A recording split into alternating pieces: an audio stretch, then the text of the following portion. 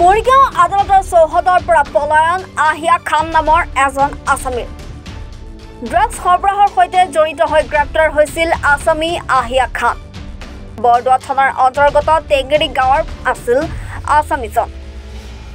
মৰিগাঁও আদালতৰ চৌহদত উপস্থিত হোৱাৰ পাছতে আদালতৰ চৌহদৰ পৰা পলায়ন কৰিবলৈ সক্ষম হয় আহিয়া খান নামৰ আছামীজন। আহিয়া খান নামৰ আছামীজনে সুযোগ বুজি আদালতৰ চৌহদৰ পৰা পলাই যাবলৈ সক্ষম হয়। বৰ্তমানলৈ পলায়ন কৰা আহিয়া খান নামৰ আছামীজনৰ কোনো ধৰণৰ সম্ভেদ লাভ কৰিবলৈ সক্ষম হোৱা নাই আৰক্ষীয়ে। মৰিগাঁৱৰ পৰা পিংকু দাসৰ ৰিপৰ্ট, এনি ভাৰত 24।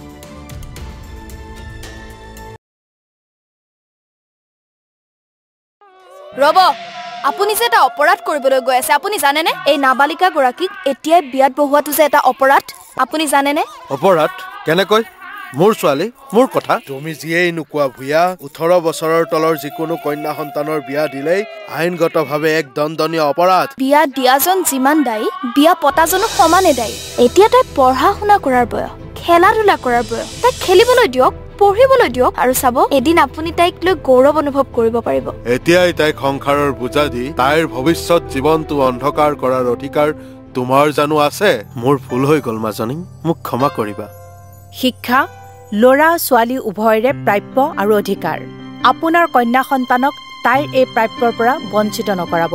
বাল্য বিবাহ ভাৰতীয় আইনৰ দ্বাৰা বিহিত এক দণ্ডনীয় অপৰাধ। এনে অপৰাধ কৰি আপোনাৰ কন্যা সন্তানৰ ভৱিষ্যত অন্ধকাৰৰ মাজলৈ ঠেলি নিদিব।